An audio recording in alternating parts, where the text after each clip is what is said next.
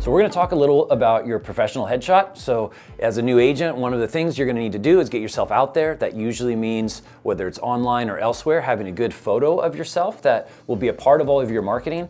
So a few things to consider when you're doing that. For one, we call it a professional headshot because it should be professional. So that usually means, and I'll just say a few obvious things here, like you probably don't want a pet in that shot. You probably don't want to be overly casual, even if it's a pretty casual place that you work. Say you're in a beachy area. You want to be appropriate, but still professional. You're providing a valuable service to people, and you want to be able to convey your competence through the picture that you're putting out there. A lot of times you'll see people really like how they look in that photo they pulled off of social media somewhere else, and they cut somebody out of it and try to use that for their professional shots. We really discourage that. You want to get a professional shot.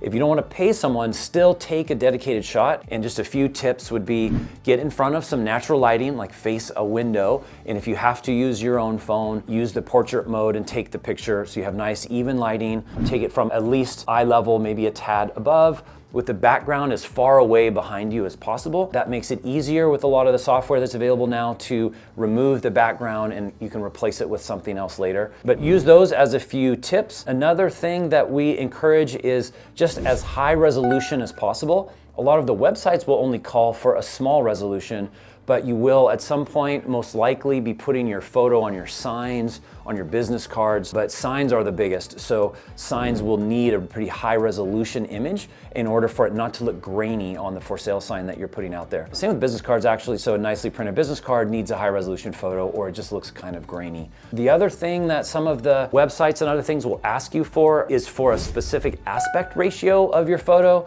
So an aspect ratio is the height to the length of the image. So a lot of things online, like your profile photos, were asked for a square, which is a 1:1, 1 inch on one side and 1 inch on the other side aspect ratio. A lot of other things will ask for a 2:3 aspect ratio. So you're a little bit taller, and you may need both, or you may have one that can be cropped to work for both. We can help you with that, but the point being, think about that ahead of time. If you are taking your own picture, you get it far enough away that it could potentially work for both, and you can get that use out of the photo. With that, just some tips with your professional headshot. Just keep in mind that it is something you can and should update on a regular basis, so don't overthink it. We know we're giving you this feedback now, some suggestions on how to do it, but don't let it be paralyzing. If you're brand new to the business, just get it done. Make sure you smile and get it out there.